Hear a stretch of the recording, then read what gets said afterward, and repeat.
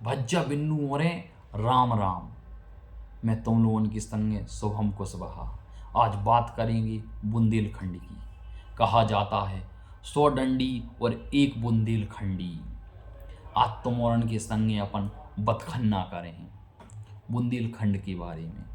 बुंदेलखंड बहुत बड़े क्षेत्र में है जो उत्तर प्रदेश से जिले आते हैं। वह है झांसी, ललितपुर, जालौन, बांदा, चित्रकूट, हमीरपुर, महोबा। और जो मध्य प्रदेश से आते हैं वह है दतिया, सागर, छतरपुर, टीकमगढ़, दामोर, पन्ना और ओरछा। ये सब जितने ज़िले आते हैं ये पूरे बुंदेलखंड में आते हैं। यदि हम महाभारत काल की बात करें तो महाभारत काल में 10 नदियों से गुजर कर आते थे, तब अपन बुंदेलखंड में पहुंचते थे। भौगोलिक स्थिति ऐसी थी। जो समय का परिवर्तन हुआ तो अब बुंदेलखंड में 10 नदी तो नहीं लेकिन 4 नदी अभी बची हैं। वह है बेतवा, रेवा, चंबल और डोंस। ये नदियां हैं। जो आपको पता है क्या, जो बुंदेलखंड शब्द है उसकी उत्पत्ति कैसे हुई?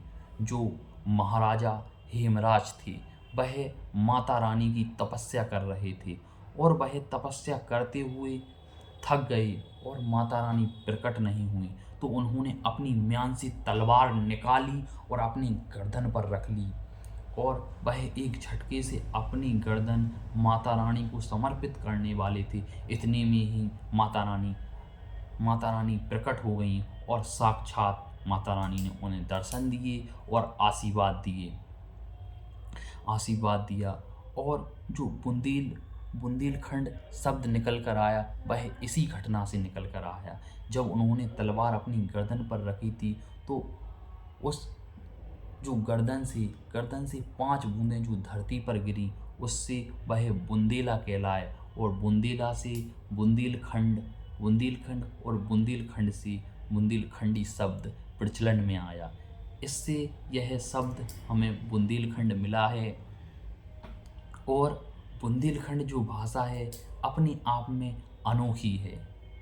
अपन लोगन के यहाँ यदि सुबह हो जाती है तो अपन लोग यह नहीं बोलत कि सुबह हो गई, अपन लोग गीत भुंसार हो गओ नहीं गीत। और अपन लोग नमक को नमक नहीं गीत, जो कि जरा नॉन दीजिए रे गीत के नहीं गीत।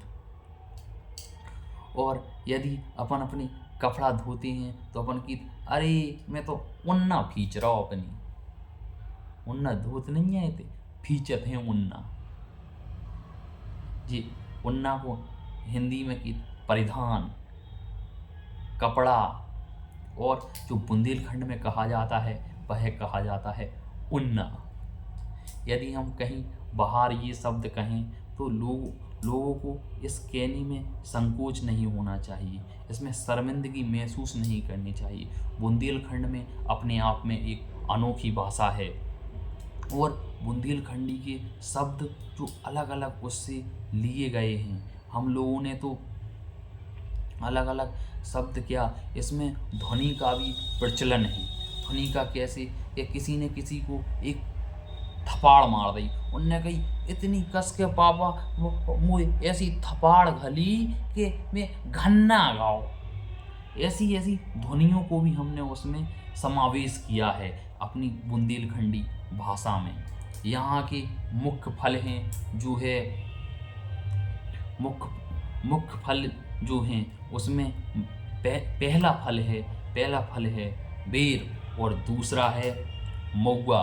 यदि आप जानते हो तो जो महुआ की डोगरी बनती है बुंदेलखंड में बहुत ही प्रसिद्ध है।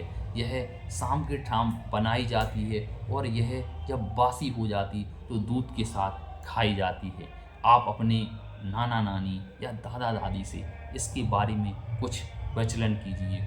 और यह धरती बड़ी ही शौर्य की धरती है और जहाँ महाराजा छत्रसाल ने मुगलों से डटकर मुकाबला किया और उन लोगों को परास्त किया।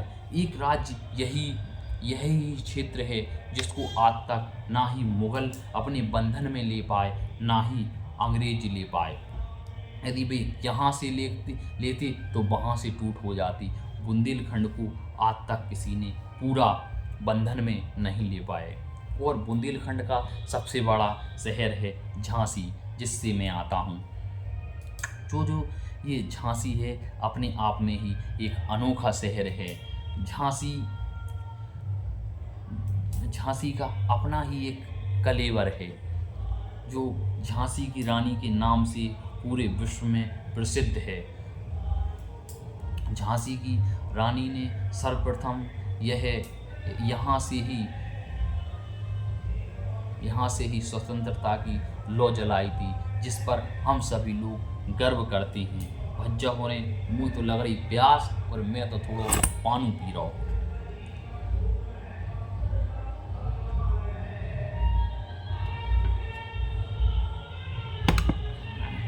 बहुत प्यास लगने लगी थी, तो मैंने कहीं पानी पी लूँ।